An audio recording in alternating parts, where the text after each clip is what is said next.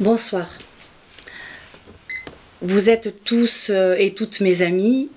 J'avais besoin de vous parler.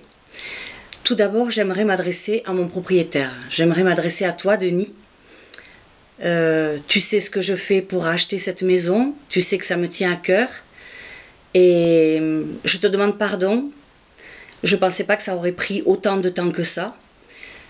Tu sais que j'ai commencé en début 2011.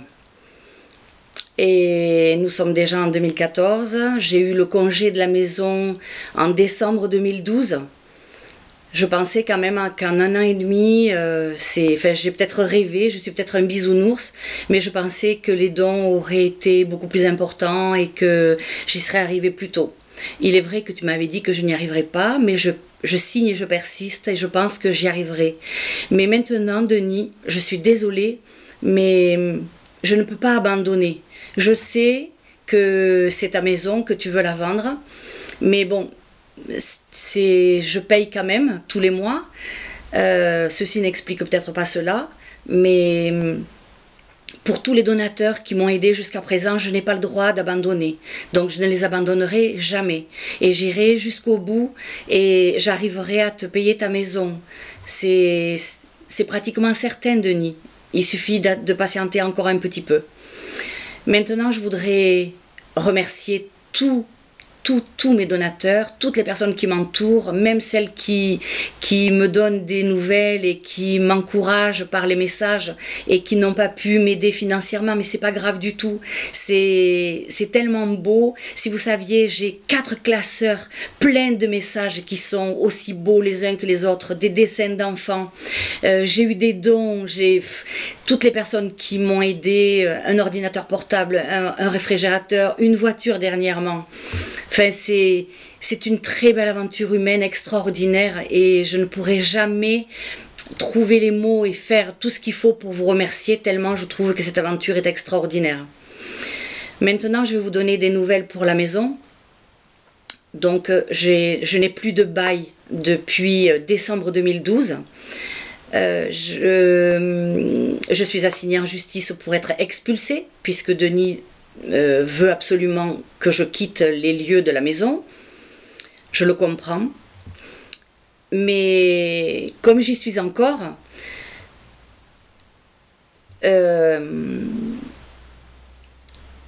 y a eu une demande d'expertise par Madame le juge lorsque je suis passée au mois de novembre dernier. L'expertise a été faite. Elle a été évaluée à 176 000 € alors que Denis souhaite avoir 180 000 € de sa maison. Je suis allée voir mon avocate hier. Je ne suis pas d'accord du tout avec le prix de cette maison parce qu'elle a 30 ans, il y a beaucoup de travaux à faire. Donc j'ai demandé à des corps de métiers différents de venir faire des devis. Ensuite, bon, je vais avoir un autre expert qui va venir avec des maisons qui ont été vendues et dans le secteur pour faire la différence. Donc ça va prendre encore un peu de temps.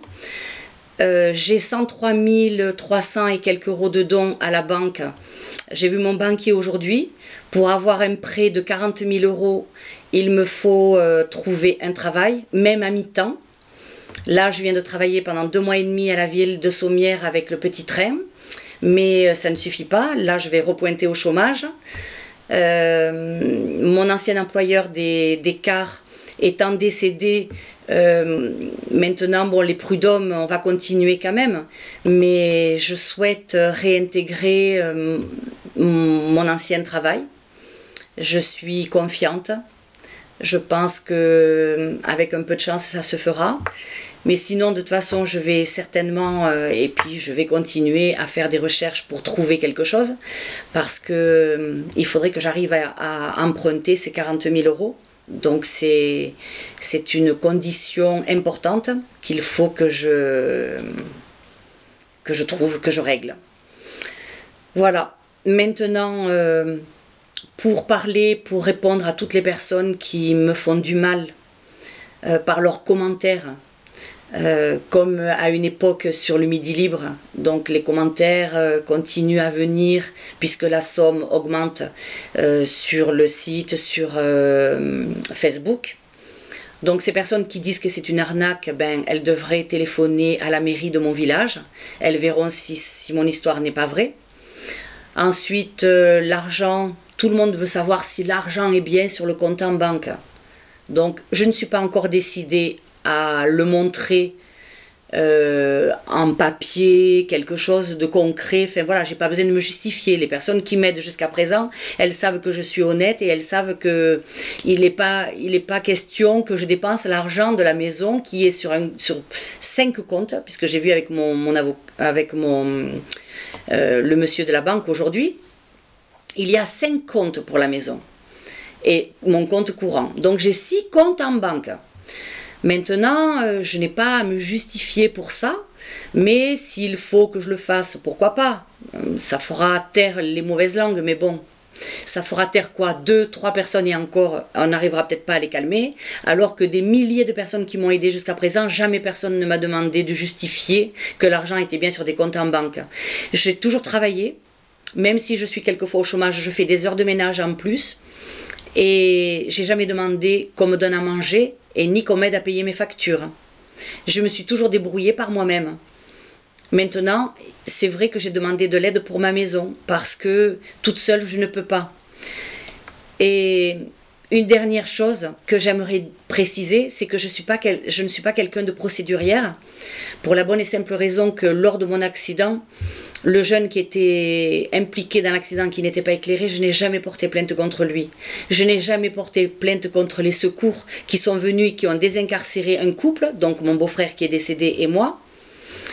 Et c'est le garagiste qui, plus de 2h30 après, quand il a amené sa voiture dans le garage, il a fouillé pour voir s'il ne restait pas des effets personnels, il a trouvé mes filles sous la banquette. Je n'ai pas porté plainte contre les secours. C'était des bénévoles, mon papa était bénévole également, mes frères sont pompiers également, et donc je ne peux pas me permettre de porter plainte. Mais un assureur m'a dit que j'avais 30 ans pour ouvrir le dossier et que j'aurais pu avoir 600 000 € de dommages et intérêts. C'est trop tard, je ne l'ai jamais fait. Donc c'est pour ça que mon combat il continue et que j'ai pensé que les dons à hauteur de 1 €, ça pouvait m'aider à garder au moins mon toit sur la tête une fois. Une fois. Donc je vais continuer.